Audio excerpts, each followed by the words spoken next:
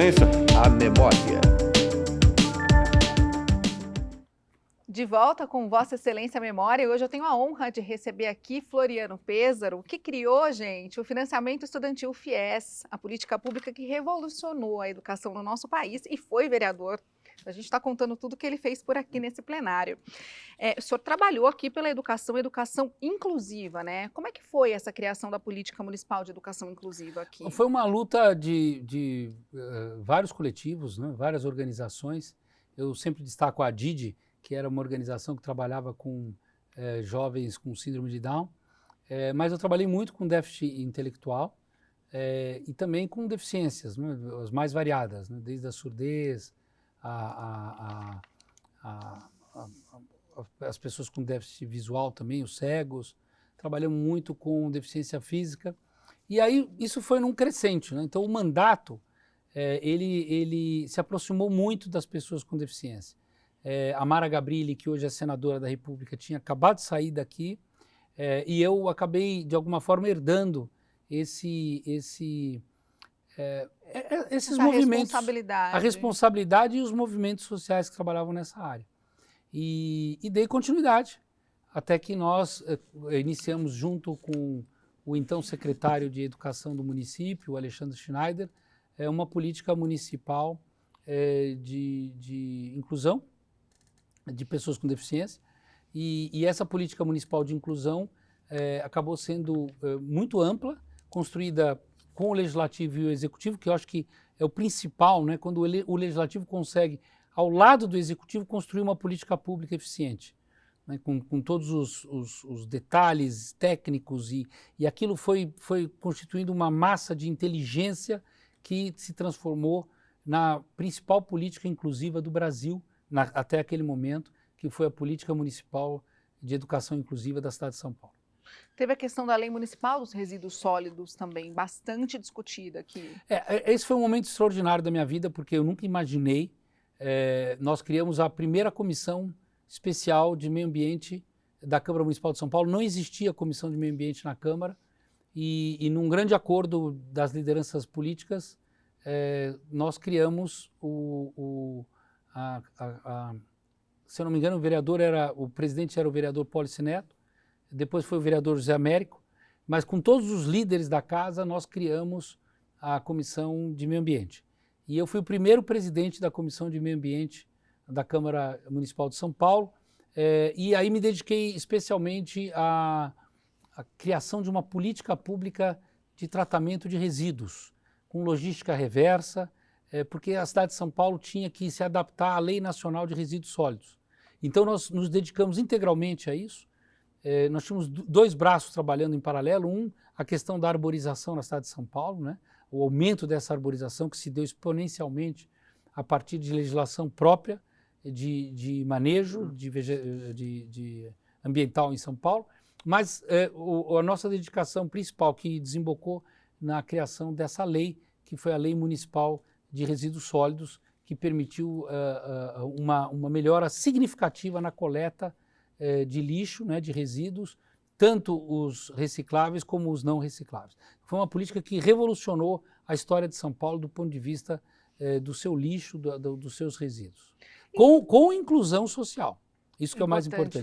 Porque eu levei essa minha visão das políticas sociais para a questão da política ambiental, sustentabilidade e reciclagem. Faz toda a diferença. Faz toda a diferença.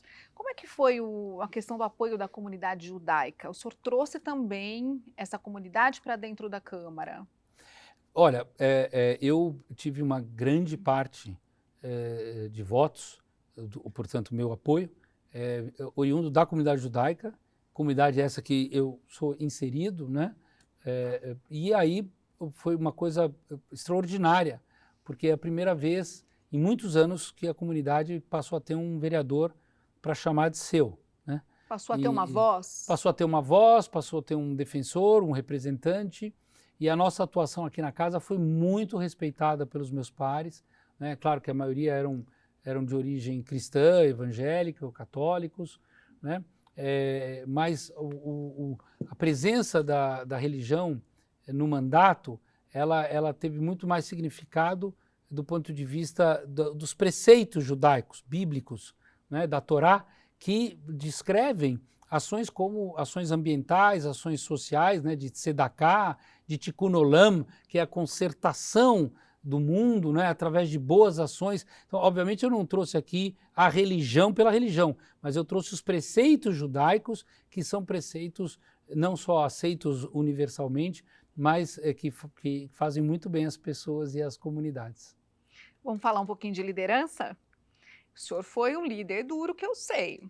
Ó, o que o senhor falou na época do Fernando Haddad, prefeito. O senhor classificou como o pior prefeito da história de São Paulo.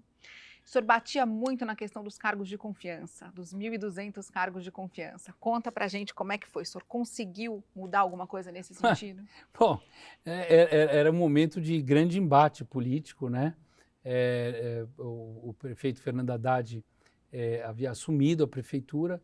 Eu, no PSDB, líder da oposição, líder do partido, né? Aliás, eu fui o líder mais longevo da história do PSDB aqui na Câmara Municipal de São Paulo. Fiquei 4 anos como líder, né, em 2 legislaturas diferentes, 2 anos numa legislatura, 2 anos noutra legislatura. É um líder muito respeitado pelos meus pares, o que obviamente permitiu uma liderança, né? O líder que não é respeitado não tem liderança. Então, parece óbvio, mas... Também não dá dor de cabeça. Parece óbvio, mas não é, né? Então, assim, o fato de ser líder e ser respeitado pela minha bancada permitiu com que eu fosse um bom líder. É nesse sentido que eu quero destacar, né? E aí, com a entrada do Haddad, nós tivemos aqui uma oposição como deve ser. Então, deixar muito claro, foi uma oposição dura, foi uma oposição sistemática dos pontos em que nós identificávamos como falha do governo. Todos os demais pontos que nós tínhamos concordância com o governo, nós não fazíamos oposição. Ao contrário, estimulávamos a votação para que esse assunto pudesse ser encaminhado e pudesse fazer sentido para todos, né? Ou seja, fazer o bem, né? Independente de onde vem. Agora, quando a gente enxergava coisas erradas, e enxergamos várias coisas erradas, nós íamos lá e punhamos o dedo na ferida sem medo, sem receio e sem rabo preso, que é como deve ser todas as oposições, né? Poderia ter sido ao contrário, como o PT fez oposição aos governos do PSDB, né? Isso é democrático. Nós não precisamos que todos tenham as mesmas ideias, as mesmas opiniões e concordem com o governo. Nós temos que ter, para ter um bom governo, Vivi, isso é importante ficar claro, para ter um bom governo é preciso ter uma boa oposição. Governo sem oposição não vai bem, né? Então a oposição ela é parte integrante do processo democrático. É necessário ter uma boa oposição. Isso melhora o desempenho do governo. Eu tenho certeza que o prefeito Haddad melhorou o seu desempenho graças à minha oposição. A minha não fiz nada sozinho, né? É um coletivo, um conjunto de pessoas que estavam conosco nessa liderança.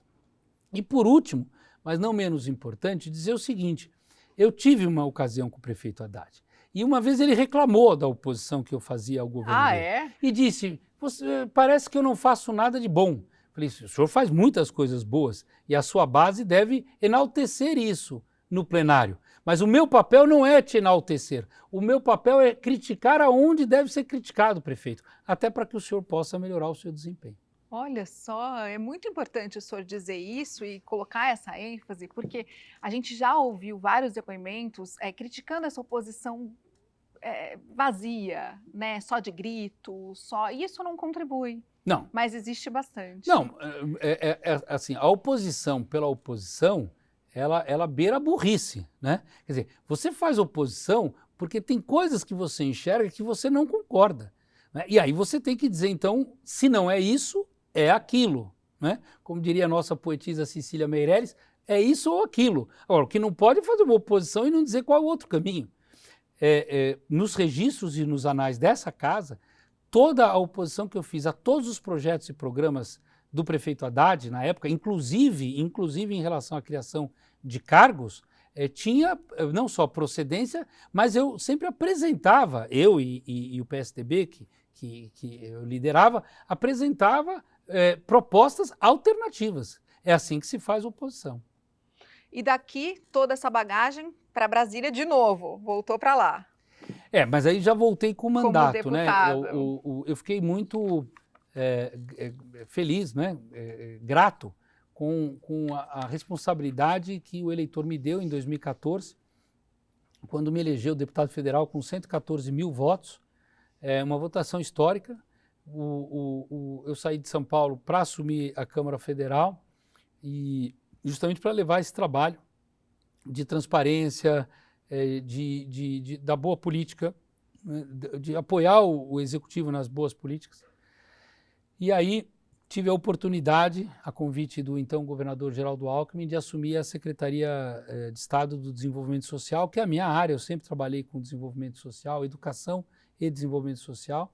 E foi um momento muito rico, gratificante, porque eu pude, como secretário de Estado, distribuir por todo o Estado, conhecer o Estado, as cidades e distribuir programas e políticas públicas que, de fato, fizeram diferença na vida das pessoas. Como os programas de segurança alimentar, os maiores do Brasil, o Bom Prato e o Viva Leite, que nós ampliamos para todo o Estado de São Paulo, e os programas de transferência de renda. Eu já tinha criado o Bolsa Escola em Brasília, que depois virou Bolsa Família, e aqui em São Paulo, então, nós implantamos e distribuímos o Renda Cidadã por todo o Estado e o programa Ação Jovem, que era uma bolsa para que os jovens pudessem continuar estudando, mas ao mesmo tempo também fizessem algum tipo de trabalho social, né, de engajamento social através de organizações sociais parceiras, das ONGs que atuam especialmente nas periferias da cidade. Então foi um momento rico, porque eu saí aqui de São Paulo, né, tinha já uma experiência nacional e aí tive a oportunidade de, como executivo público, trabalhar na criação e implantação de políticas públicas por todo o Estado, como Bom Prato, Viva Leite, Renda Cidadã, Ação Jovem, né, e tantos outros programas que nós implementamos aqui no Estado.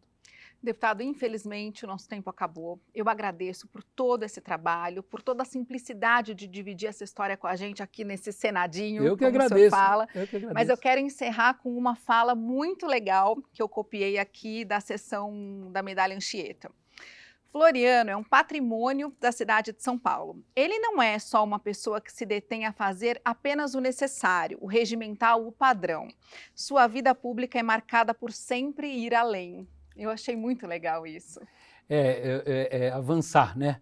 Muitas vezes a gente acha que tem o limite do possível, né? É até aqui. E a gente tem que ultrapassar esse limite, né? Pensar o impossível para poder avançar nas fronteiras do desenvolvimento e especialmente cuidar das pessoas, né? A política só vale a pena se for para melhorar a vida das pessoas. Se você não estiver exercitando a política para ver o seu povo, a sua comunidade, né, o seu entorno melhor do que você encontrou quando chegou, não vale a pena. Então só vale a pena, não só quando a alma não é pequena, mas quando a generosidade é grande e quando você tem espírito público. Muito obrigada. Eu que agradeço. O Vossa Excelência Memória fica por aqui até a semana que vem e muito obrigada pela sua audiência. Tchau.